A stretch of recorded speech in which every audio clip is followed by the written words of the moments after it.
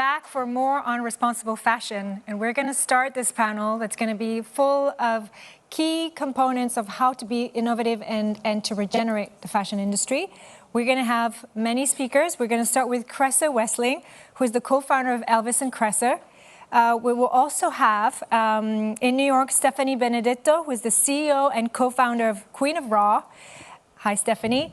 Alexander Taylor, director of Alexander Taylor Limited, and Giulio Bonazzi, president and CEO of Aquafil Spa, that I've mentioned yesterday, and that also was mentioned by Marie-Claire Daveux at Kering.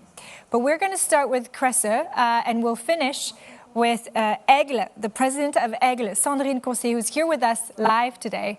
But Kresse, I'm going to start with you. You're going to tell us about who you are, what you do.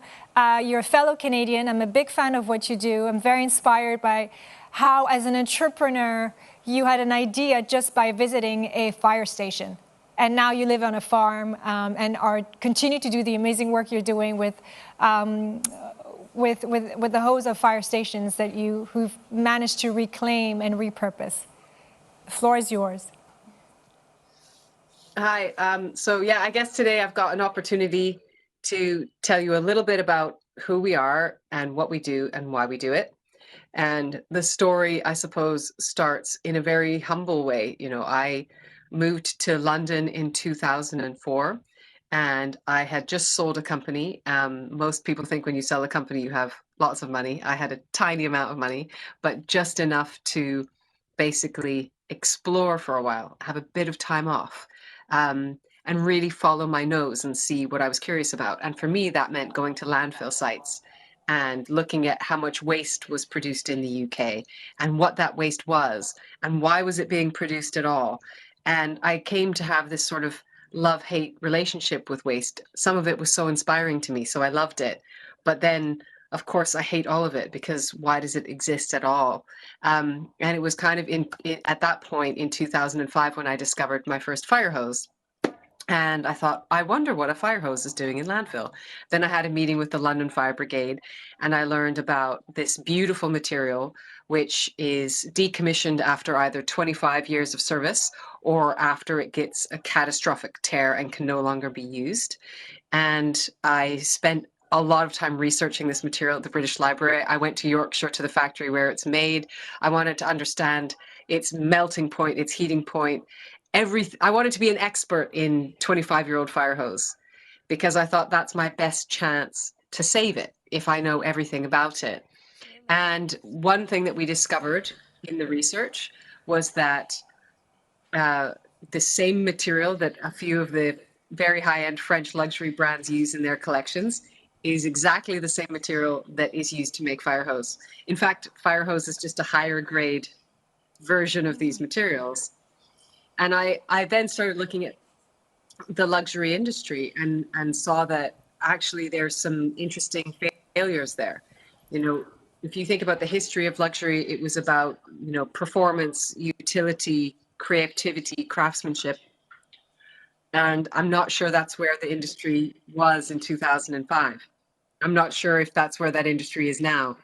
Mm-hmm. And what we thought we could do is take this beautiful material, really cherish it, and put it in the spotlight in the way that maybe a waste hasn't been before. And we started making bags and accessories, belts. And then we also decided we should give 50% of the profits to firemen. And that was just the genesis of I guess our three-pronged stool of a business, which is rescue, transform, donate. Mm-hmm. So we start with rescued materials. We never use new materials. We even of our packaging we make from waste, our lighting materials we make from waste, our home we built practically from waste. Can you remind us your 3 R's? Because everybody has their own definition of their 3 R's. So yours was rescue. Rescue, transform, donate. Okay. And that for us is the way that the business should be run. And in fact, all businesses should be run. You know, we have so many problems in the world. Why should a starting point for a business be to make money? To me, a starting point for a business should be to solve a social or environmental problem. Then you have your transformation, which is your creativity, your product making. And then for us, we have the donation. And that's really crucial because we want to rethink capitalism. You know, we operate in the circular economy. We cherish resources and we want them to flow in this beautiful circle. And I think capital should flow the same way. I don't understand a business model like Amazon, where you have a billionaire running a business where the vast majority of people who work there are underpaid. Yeah. Doesn't make sense to me. So we thought we would do something profound, like give 50% of our profits to charity. And that was our way of entering the debate. And you're still making money. And if anyone ever... I think that's a good point that you just brought up. You're doing 50%, you're donating 50%, and you're still generating a large revenue from what you're doing. So that's just important to mention. Yes. Yeah, I mean, profit is surplus. So at the end of the day, whatever is left, or at the end of the year, whatever is left, half of it we reinvest in the business, and half of it goes to our charity partners, which is our community, our stakeholders, the people who probably cherish what we do more than anyone else. And certainly in the case of the partnership with a firefighters charity, in the beginning, lots of people questioned this donation, but there are 66,000 firefighters in the UK. And you name a brand that from day one had 66,000 brand ambassadors sharing the story, you know, celebrating what you do. And we had that from day one. And I guess not only are firefighters heroes, but they're also trusted members of the community. So when they say this is a really good belt or this is a really good wallet, then people tend to pay attention to that. That's wonderful. That's a wonderful story. I love how you mention them and refer to them as brand ambassadors. It just gives us such a different perspective when you think of that. And so how did it go? Did you deconstruct the hose and then we're like, oh, how did you do that? Like the whole conception of the regeneration aspect of it? Because you have this waste. How do you have like this kind of forensic approach, innovating forensic? I think that's something we should sort of evaluate, because when you have a piece of waste, you still have to analyze it a bit like a forensic approach, I guess. Completely.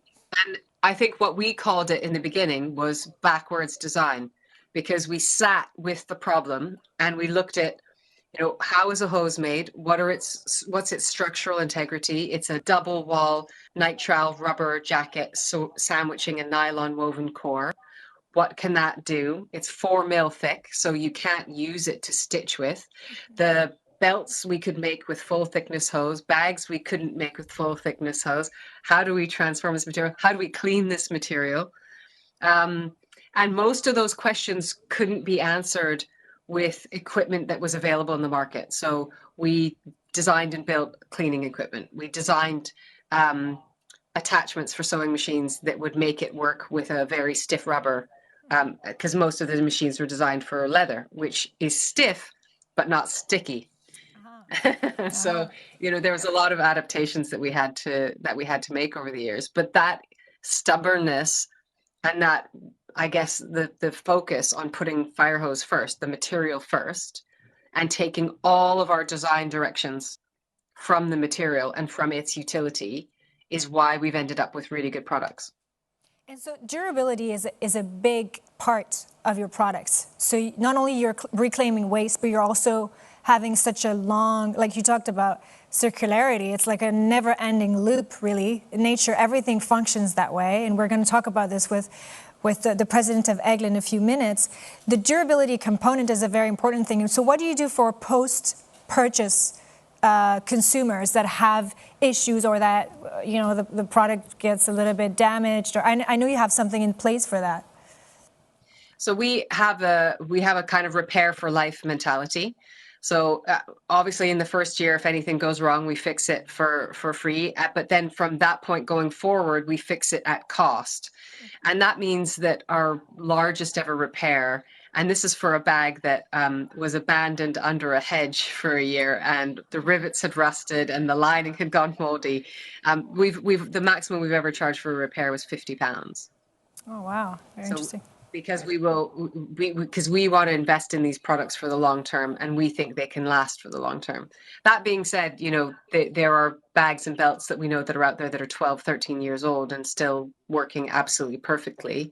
And I do think that you've also got to take into account, yes, aftercare, yes, cleaning.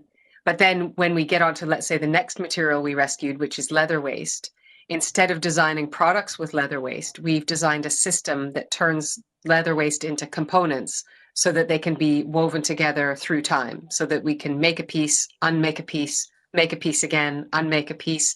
We can take high traffic pieces and put them into low traffic areas, just like Lego. And that was certainly, I think, an evolution in our thinking, because it took us from being one little section on the circle to being maybe two little sections on a circle of a circular economy.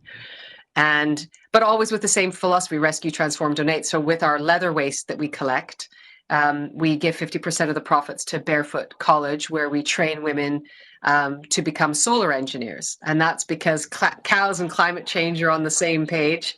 And we thought, why not invest in women, putting renewable energy infrastructure at the heart of their communities?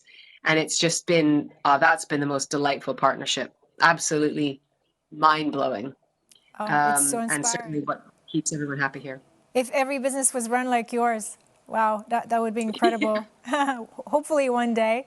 I actually have a question for you, because you and I discussed this, but so what we need really is a change of mindset. Obviously, we need to look at our closets differently, at a product differently, so it's not something you buy, you wear, you throw away, you just keep giving it life. What would be for you, because we know today, like, a piece that's expensive for the planet is not luxury. So if it's expensive to the planet, then it's not a luxury piece.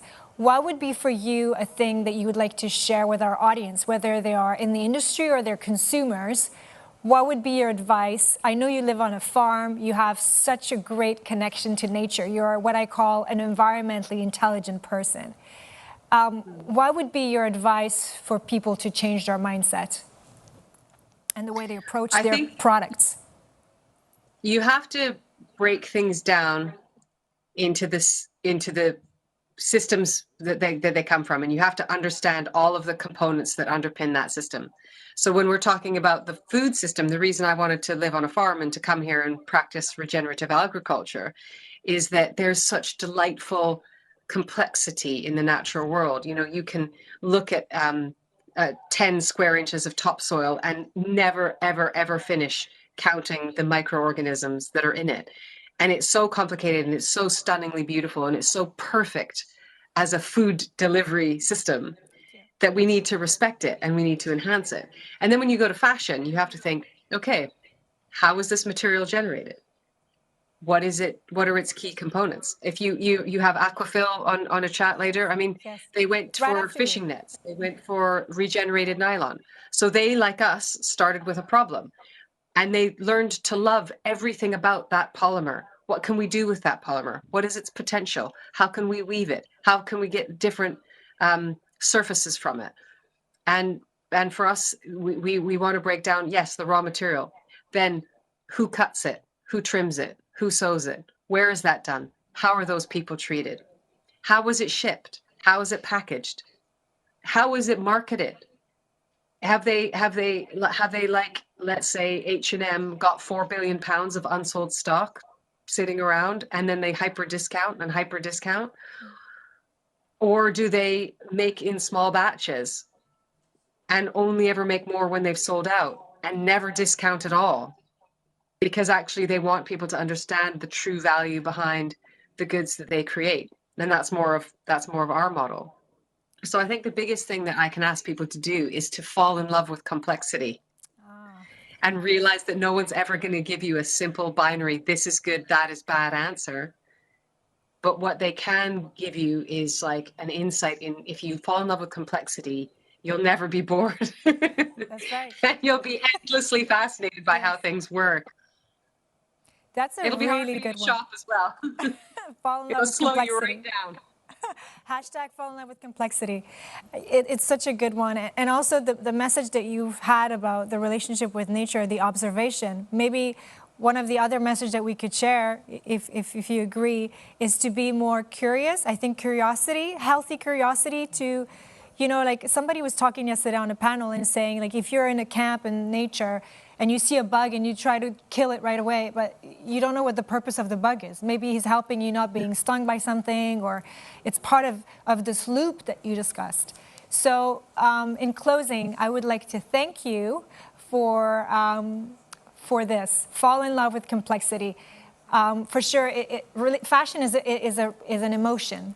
So thank you, Kresse. We're gonna pass on to the next speakers in a few seconds, but I just wanted to thank you so much for all that you do.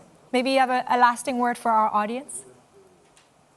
No, just thank you for being curious and for being here and for finding this topic interesting, because it's such a contributor to climate change, but it could be the solution to our soil systems. It could be the solution to our communities. There's so much good that can come from fashion. We all wear clothes every single day. Yeah. And if we fall in love with the processes behind them, we will have a much better planet. Definitely. Thank you so much, Kresse. Thank you, thank you, thank Thanks. you.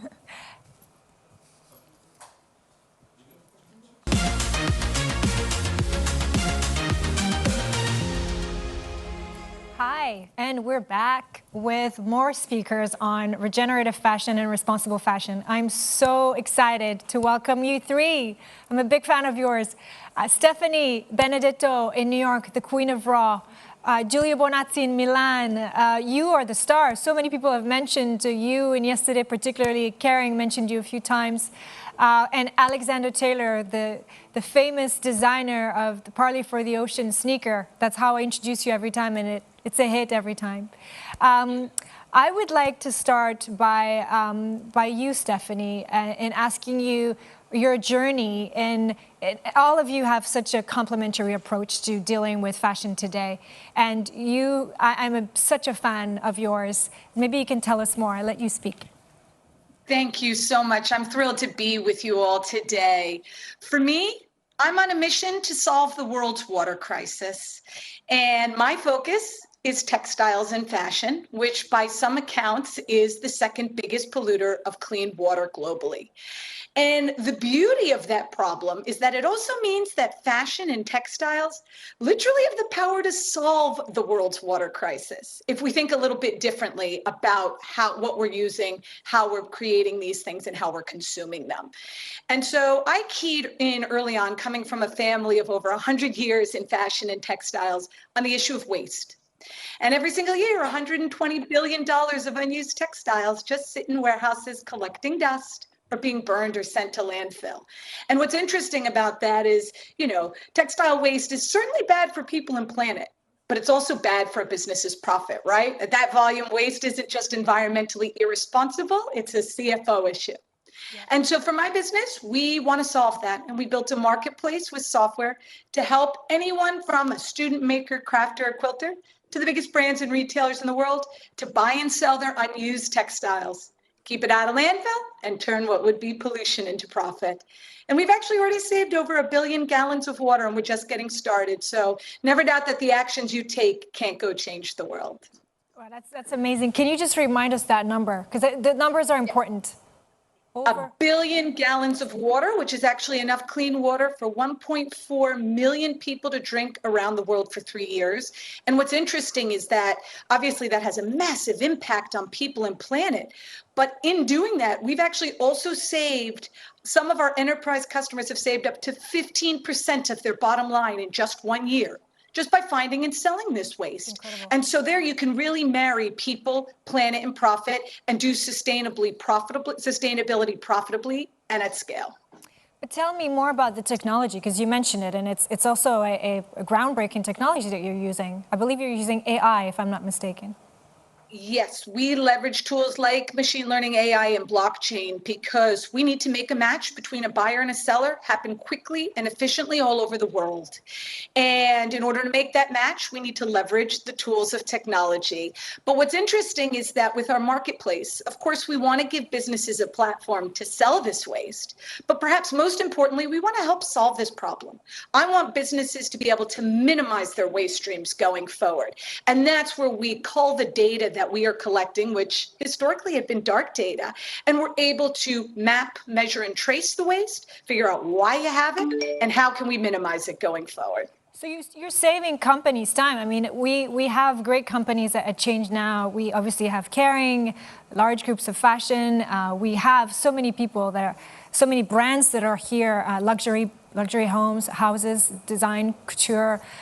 You're saving people time as well and money with your technology. It's not just about everything else that you do. You're also maximizing and optimizing their time and their money and their investment to create. You're exactly right. I mean, time is one of our most valuable resources, right, too, as well as for people and planet. And so if we can make things happen in one place quickly, easily, automated, digitized, centralized, right? And I think that's the key for truly building large, powerful organizations of the future that tap into the supply chain of the future, which we know for fashion is going to be one that is more on demand, more local, and more sustainable, because it makes sense for people and planet, but also because it makes sense economically for a business's profit. Absolutely. And one of the things that I love about you and your passion is that you're also a mom. So you obviously are driven by, obviously, your passion and the business that you do, but you also have a large consciousness about what needs to happen in the future. So you're looking at the past, the present, but also you're very much about anticipating. We have to, and I'm doing this for my children. I have a 5-year-old and a 1-year-old, and I want them to have clean water to drink, clothes that aren't toxic to wear, and a planet to live on. And we have to be a part of driving that kind of a solution. And, you know, it is possible. I don't want people to think that we cannot walk away and build these kinds of solutions. We absolutely can. And I'm excited about when we can talk about this, not as sustainable business models, but just about the way good business is done, right? Because it makes sense for everyone aligned. And I think there's some very cool new technologies and business models that are going to allow us to get there very quicker than we even thought. I think that's such a good point that you bring up. I have a big problem with the word sustainability, and I've been quite vocal about it. But I was so relieved that this morning, Alexandra Cousteau, when she was speaking about ocean restoration, really had the same narrative about sustainability and the word sustainability. Like, we cannot sustain what we've been doing. And it's really about restoration. It is, and that S word does mean a lot of things to a lot of people. What's interesting about our model, right, is, of course, a part of what we do is to find this waste and sell it. But what's interesting about the waste as a resource that we're focused on, this is perfectly good stuff. It doesn't need to be upcycled or downcycled or donated. It is in mint condition. All of this pre-consumer textiles that we can actually sell today. And that's very interesting, right? Because you don't actually have to apply any process to it. And ideally, we find buyers located near where that inventory sits. So we can also cut down on those costs and carbon emissions of shipping, right? And so there's all this perfectly good stuff. And I'm excited for the future where we realize what we have around us that we can create with sustainably, but also that's quick and easy and cost effective to use, right? I mean, it makes sense not just to sell this waste and make money, but also for large businesses to turn around and buy this dead stock because it's quick, easy, discounted, right, and readily available. So that's where we want to support the future. So tell me, so ChangeNOW is about action. We're not here just to talk, we're also here about action. And I want, you're a scale up, you're not a startup, you're a scale up, you're growing, you're expanding.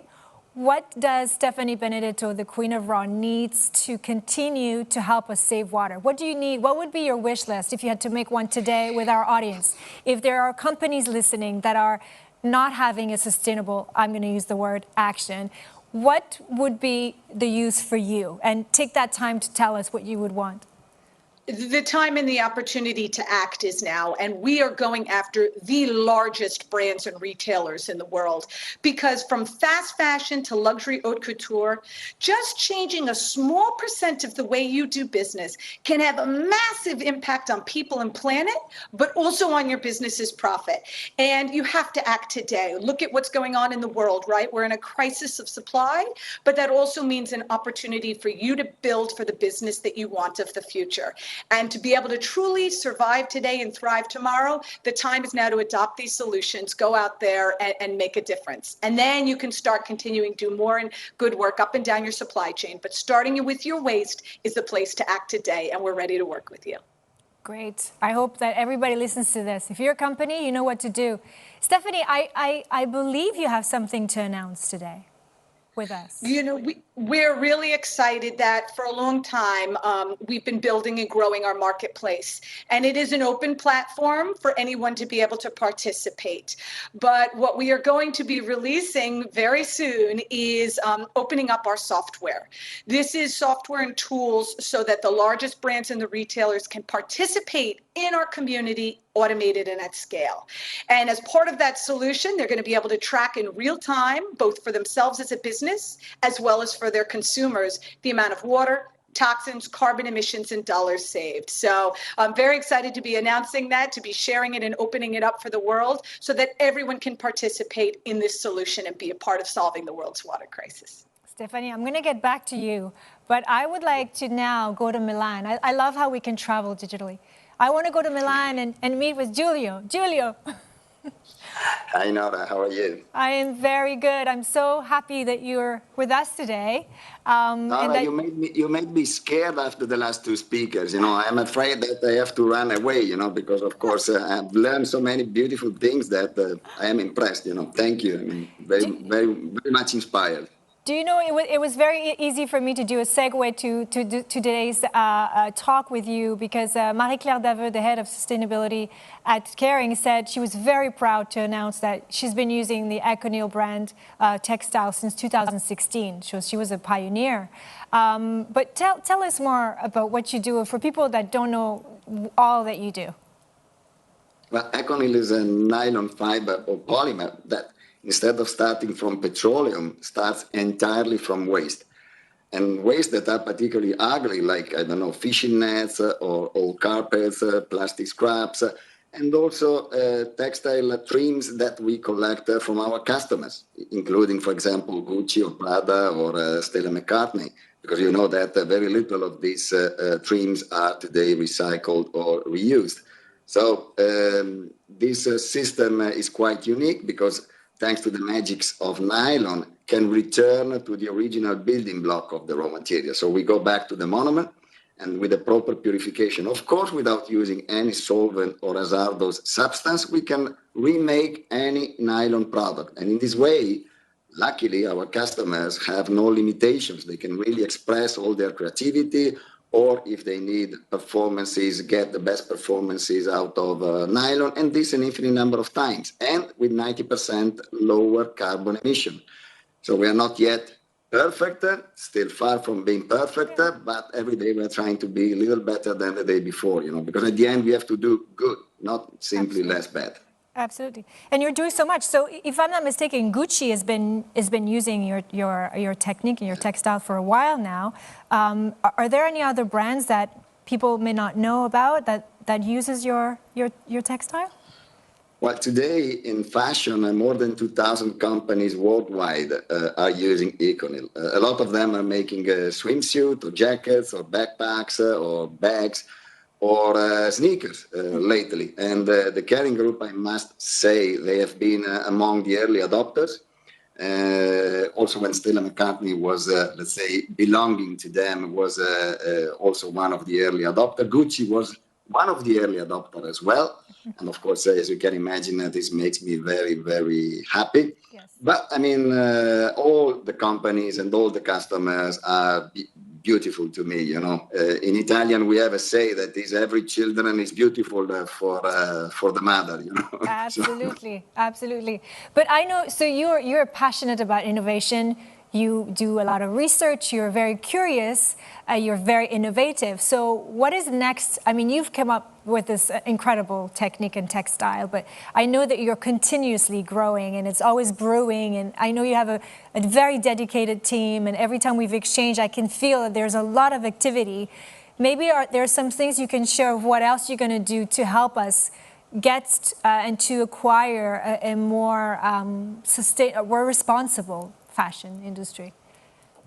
Well, in my way of thinking, I divide textile in two big parts. You know, luxury, which in my opinion is like art. And so in this case, of course, if someone is taking back a backpack, is taking back to me a backpack from Gucci, I will never return this backpack to its original raw material, but eventually I will reuse it or resell it.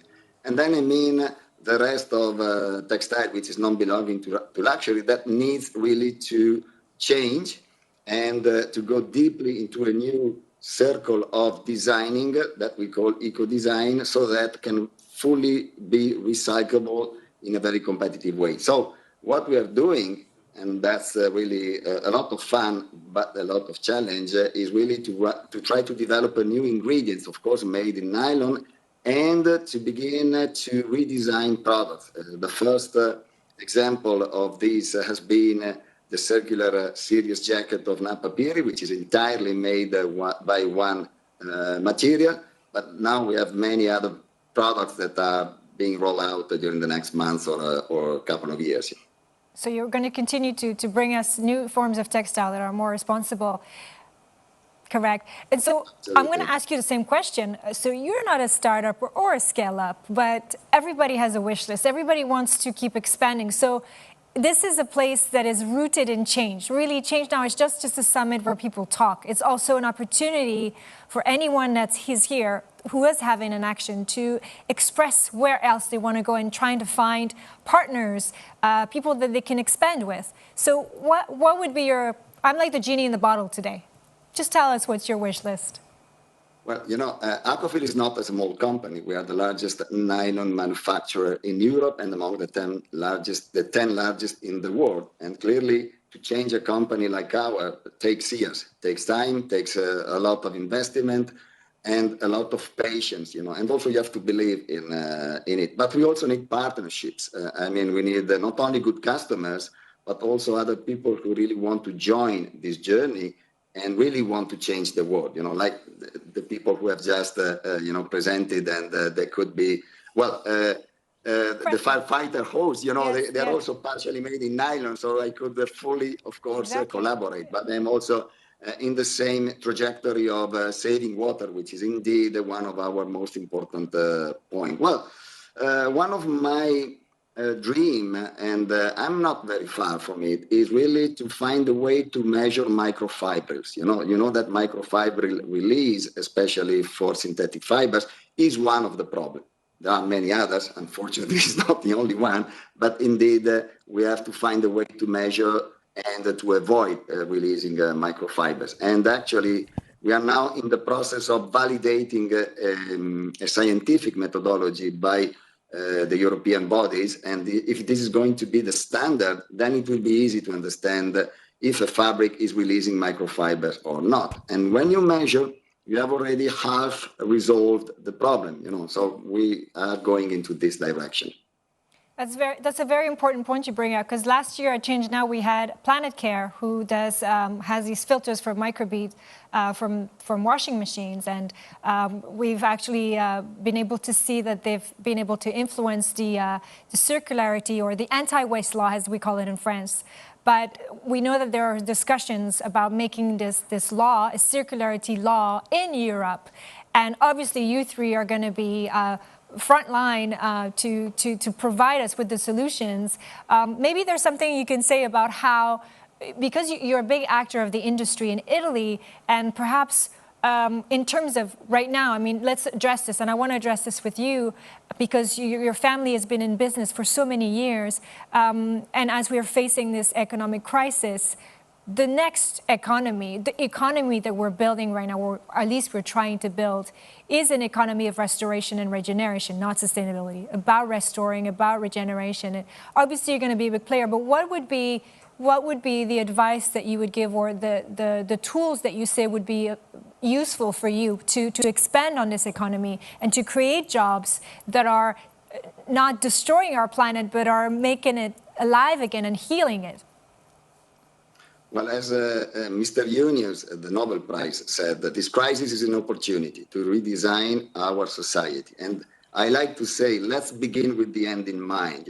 So let's make in a way that consumers can buy thinking what is happening at the end of the product that they are buying. Designers, they are able to design in a way that the product at the end are not waste, but on the opposite, valuable raw materials for the next circle of life. So what I like to say, let's begin with the end in mind. Yes. And I know you also have an announcement to make, if I'm not mistaken, correct?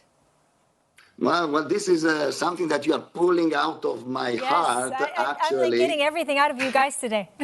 I have an announcement. I've just messaged to Cyril, so now you have him speaking about his beautiful products, who knows? Let's say that my announcement is that I will work even harder trying to change the world and to make it a better place, but hopefully there will be something new also in the near future. Wonderful. I'm going to get back to you, but now we're going to go to London, a place that is special to my heart. For many reasons. Alexander Taylor, I'm so happy, Alexander, to have you with us today. The three of you are such inspiration for all of us. Alexander, just tell me more about all you do, because obviously you're known for the very famous sneaker that you've designed. It's like a hit. It was a beautiful design. It was a fashion item, and it was such an impactful piece.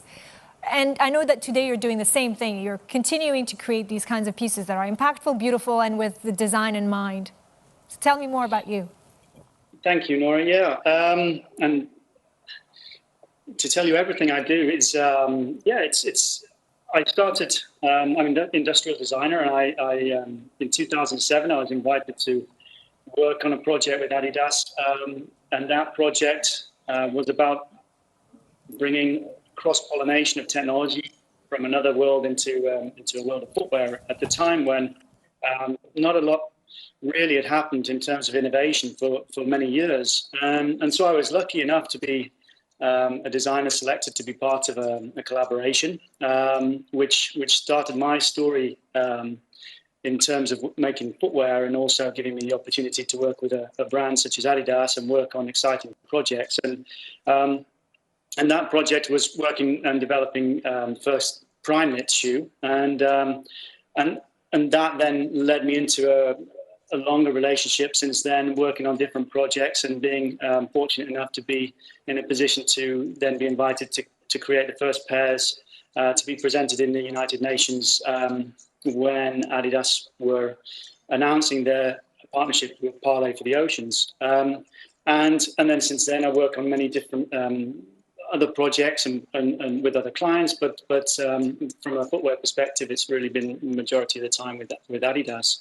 And I say I'm fortunate because I kind of the Parley project was really something from a designer's perspective. It's like it's the ultimate brief in a way. Although I must say I didn't really realize that at the time. Have to be honest, we were given 8 days to make a pair of shoes from the illegal gill net, which was intercepted and pulled out of the ocean by Sea Shepherd organization, and produce a pair of shoes pretty quickly to tell that story. Had I known at the time, it might have been a little bit more nerve-wracking than it was, but we just from an activation perspective, just put our working method into gear and created those first shoes. And I think that's important. I've developed a method of working which is about, it stems as Stephanie and Giulio have talked about and Kresse talked about being curious.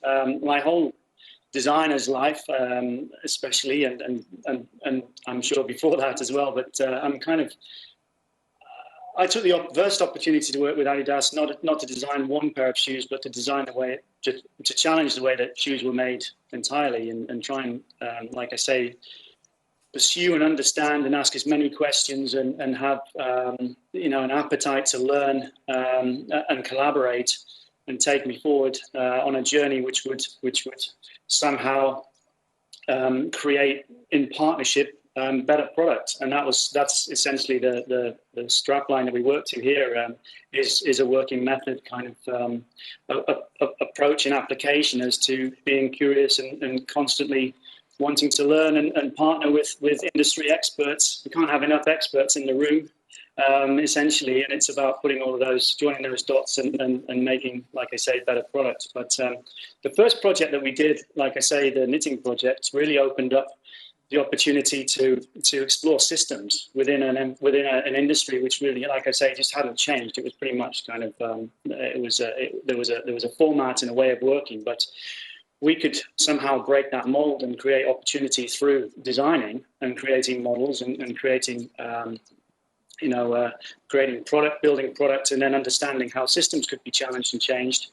That was really the big breakthrough. And then from there, we just work in a way as a studio to create a number of products and have projects running in parallel with each other. And then we're able to work in what we sort of term as a fast and slow capacity. So we kind of have long-term projects which run over a number of years, but we're able to activate as and when we're required to, I guess. And that's it. It's just a daily learning experience. So what are you working on now? I know you've pivoted and launched something quite interesting too this year. So yeah, we I was kind of hadn't worked on any fashion or any kind of apparel products in my time, and I was fortunate to on the travels around factories, meet a factory in Asia called KTC, and Gerhard, who's running that factory, invited me into a conversation, I guess, which was to try and understand if we could work together. And so it gave the opportunity not to potentially just design one product, but again to sort of explore what that may be in terms of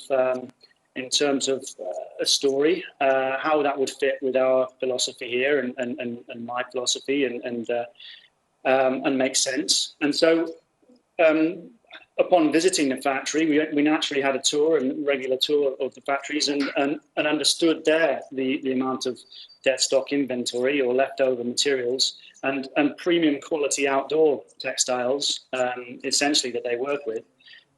And so we had that as our starting point to build from and set the parameters of the project, that we would only use, we wouldn't buy any new materials, we wouldn't engineer any new materials, but we would use what was there in the factory to create product. And with that, it would generate potentially and innovative ways of using the materials, and again, innovative systems of ways to market, essentially. And just the whole point is really to have created a platform whereby we can learn from, and it's it's not only a business but a business card as such. So we can constantly offer from a design perspective a design service which is informed, and that's the most important thing. So it's like a business where you learn.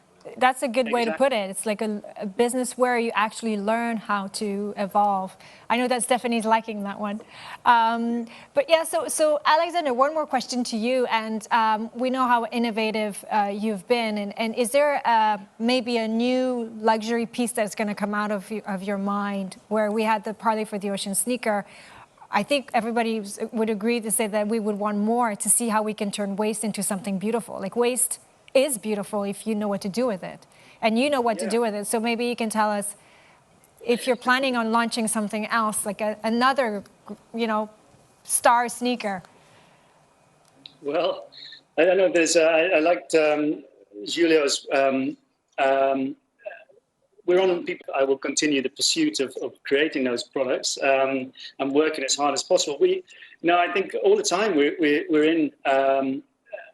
We're on people's radar, which is nice, and we have obviously conversations taking place as towards kind of this how we create those kind of objects and those kind of products. And the key to the Parley or the success around that product as well was was creating something which was a messaging kind of, it's a calling card. It told the story, and that's the most powerful aspect of it. So I'm always looking for those opportunities to create more let's say, product that tells story, and I believe wholeheartedly that we can create luxury products, fashion product that respects somehow responsible production. It's just, and that's our motivation every day. That's such a beautiful way to put it, a product that tells a story and doing business that allows you to learn. So we have just a few more minutes, and I have a question for all three of you, and I'm going to go one by one. So ChangeNOW is really, like I said, rooted in action. And we have such an audience. We have young audiences, young people that are in school and that are learning. And we have also industrials that are trying to make decisions and change their business. If you had one word to share with them to pledge for the planet and for humanity, starting with you, Stephanie, what would those words be?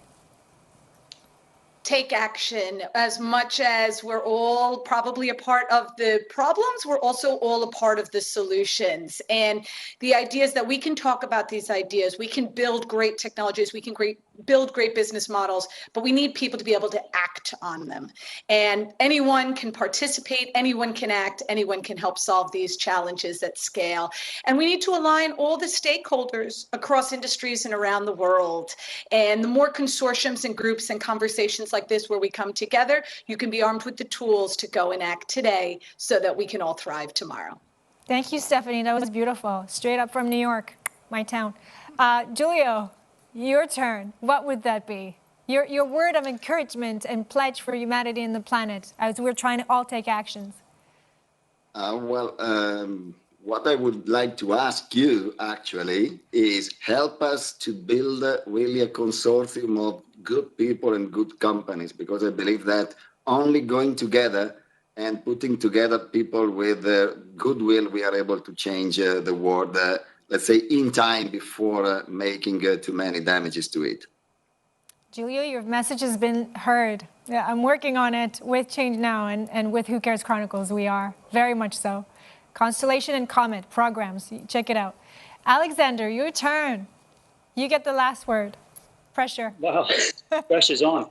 No, it's, yeah, I mean, constant, like I've said just now, appetite to learn, constant curiosity, and from a brand's perspective, you know, a patience and a willingness to invest in change has untold benefits down the road, and so it's really about that. So invest in change and ensure that invest in time to make that change. That's and perfect. The correct partners to make it happen. That's perfect. Thank you so much from New York, Milan, and London. Thank you so very much for being here today with me. You're all part of the Dress Like You Care guide that's been created in partnership with ChangeNOW, which Volume 1 is all about industry game changers, chief care officers, which you all are. So thank you so much for being here with us today. And check out the guide, and the message has been heard, Giulio. We're with you, we're on your team, we're all of your teams. Thank you. Thank you.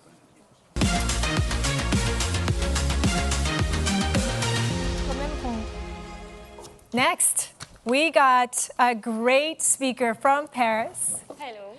I'm so happy to share stage with you because this is much more manageable when you have the energy in the room.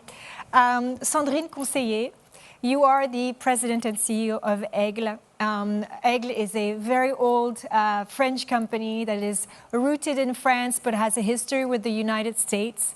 And you are what I call our own definition of the French Patagonia, because you are doing so much to change. You come from the corporate world, you were at Unilever for many years, and you bring with you so much passion for the environment and such intense knowledge of how corporates are working and how you can make a brand, an old brand like Aigle, not old in the sense that it's old, but it's such a part of our history, into something new, something that is responsible, something that is dedicated to to its people, the people that work behind it, and the people that it's the consumers.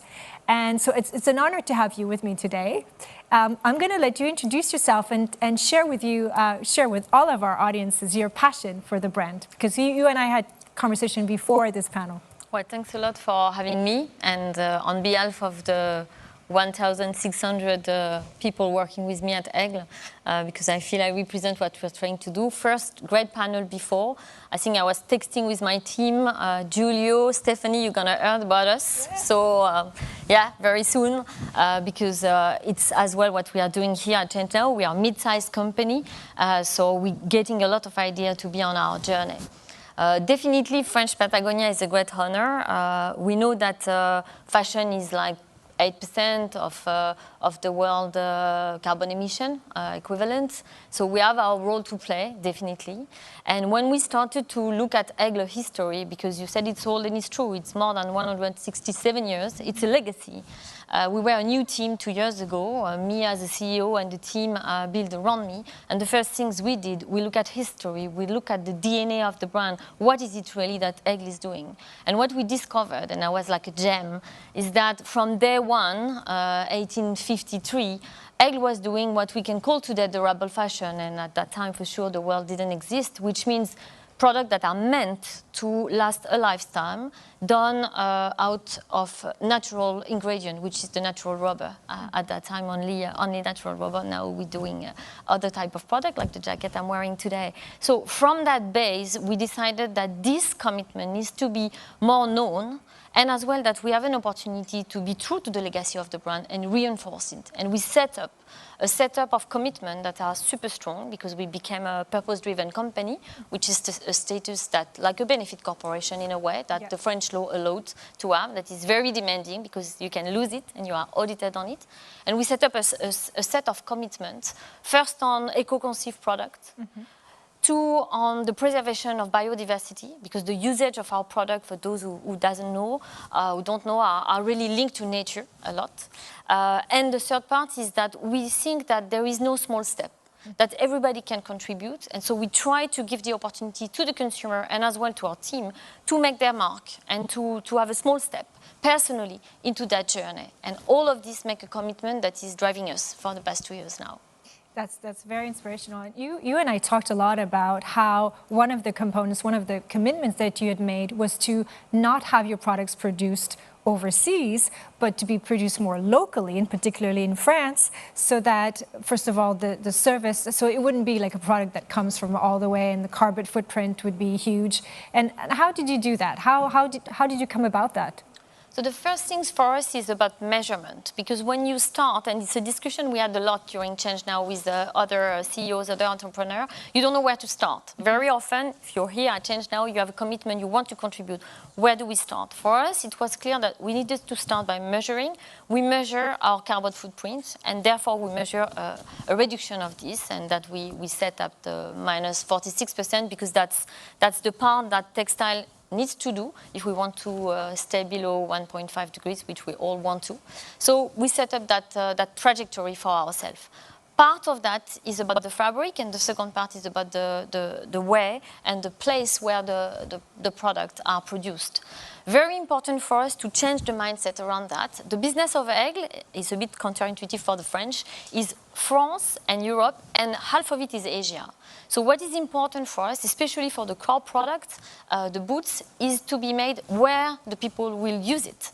So most of the adult brands and boots are produced in France. We will keep that. But for the children boots, it's very interesting for us to try to produce parts in China, where we have the Chinese kids using it, and the other parts in France, where the French kids will use it. And that's a challenge, because so far it's not the way we design our production. So this home shoring requires a complete change of mindset in the supply chain, and that's the journey we're on.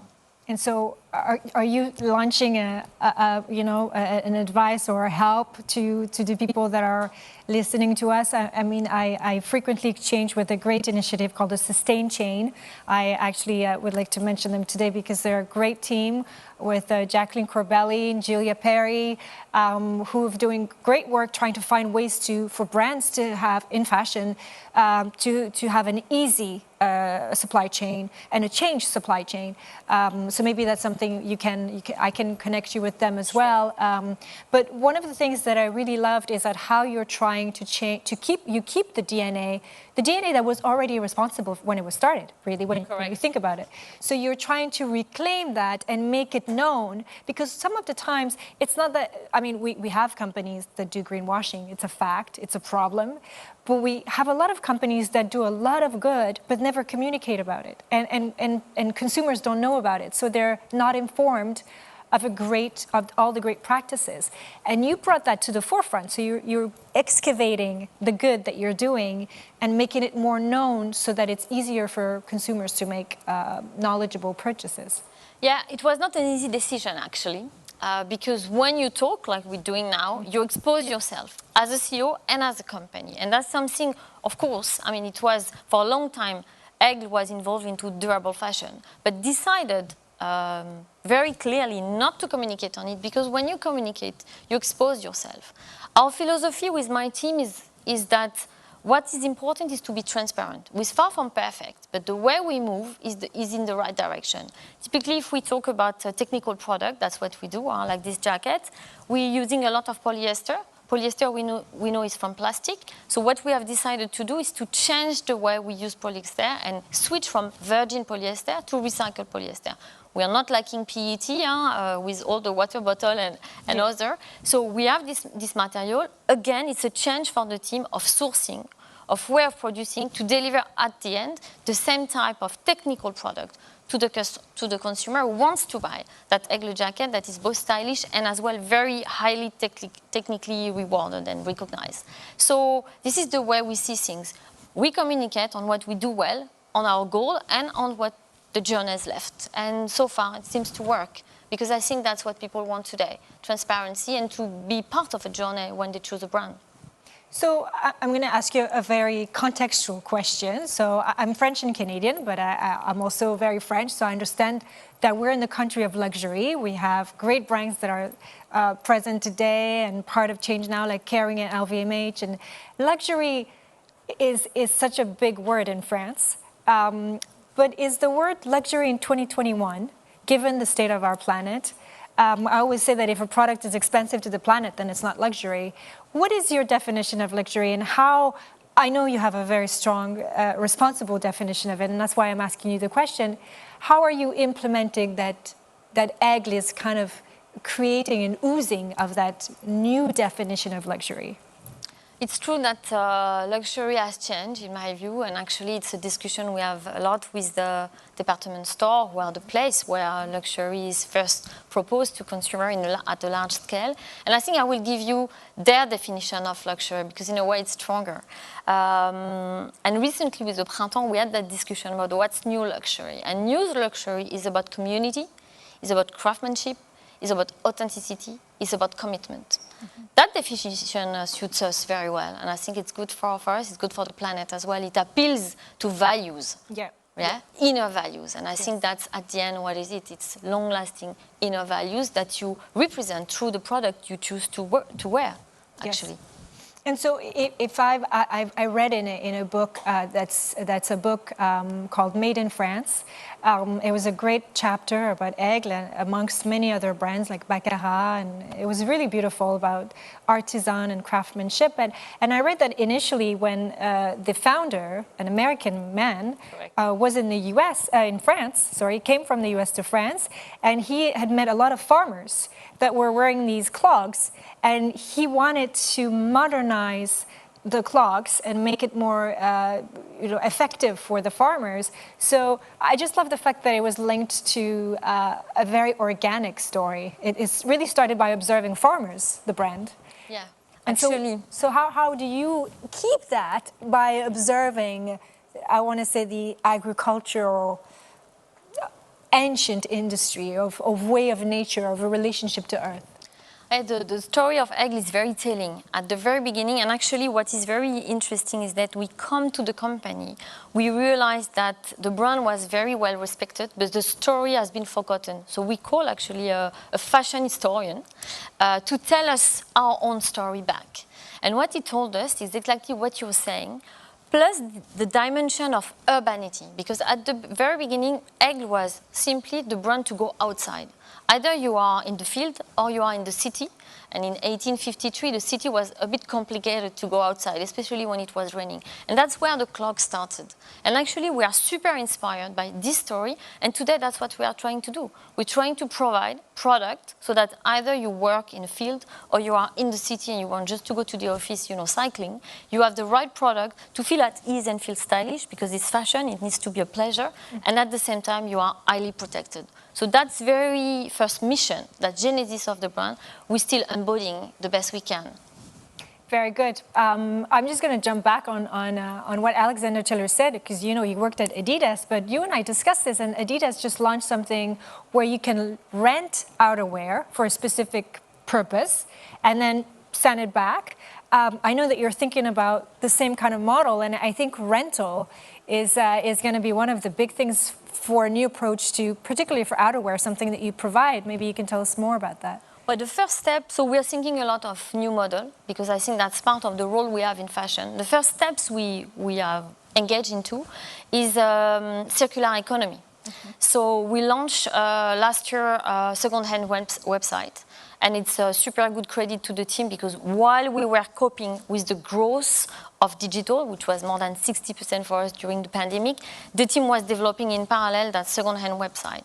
And it's super important for us because it will meet two goals in a way. The first one is to give access to our product to a different target that maybe doesn't have the money to buy first choice, but it can buy at a cheaper way a product that is meant to last a lifestyle. So it will be perfectly pristine even after 15, 20 years. The second part is that, as I was saying, polyester is a fabric that is very difficult to recycle, and so giving a second lifestyle to this product is super important. In the same train of thought, definitely we're thinking about renting, especially for specialized gear, boots for climbing, for hiking, or specific outerwear for skiing. This is something we are deeply thinking about. Yeah, definitely. So, in closing, there's something that's very important for me to share, is that we were supposed to do this panel with a third speaker who couldn't be with us today, Maeva Bessis. If you are watching, I'm sending you all my love. I so wish I could have shared the stage with you and Sandrine, but you're with us in spirit. La Caserne is a very important place, because you mentioned yourself that you wanted to be connected with Giulio Bonazzi and Stefani Benedetto and Alexander, and with Who Cares, we've created a guide that I've shared with you that congregates on a digital guide all the change makers. But La Caserne is also doing the same thing, and that's why Who Cares is also a partner of ChangeNOW, but also of La Caserne. And we're trying to bring in La Caserne, which is going to be a temple for responsible fashion in the heart of Paris. And it's run by Maeva, and she is so passionate, and that's probably why she couldn't reach us today. But she's so passionate about what she does. She's very dedicated, and it's a very promising space. And I think it's very important for all the audience that is listening to us within the industry, like yourself, to find this place and to look at this place as a place to congregate and find solutions together. We are in the era of cooperation. It's not about competitivity anymore. It's about cooperating and working together, like you beautifully said. We're here to congregate and find solutions to go faster together. So I wanted to mention that, Maeva, La Caserne, please check it out. Go visit it, go on the site. It's beautiful. It's about to open. We'll be there. And you will be there, and I will be there. So I think we can do something beautiful together. And thank you so much for presenting your beautiful brand. And I'm very enthusiastic about all you're going to do. Thanks a lot. And remember, the power is now, and everybody can act. You get the last word. What would be your words, the two words you would share for humanity and the planet? Well, definitely, I think that sometimes with this climate change challenge, you can feel powerless. And my word would be, don't feel powerless, feel powerful. The collective power is super strong. We can feel it here, online or physically. I think each of us has a role to play, activists, consumer, CEOs, researcher. All together we can change that, and we are. We're going to change that. Thank you so much. And dress like you care, don't forget. Thank you.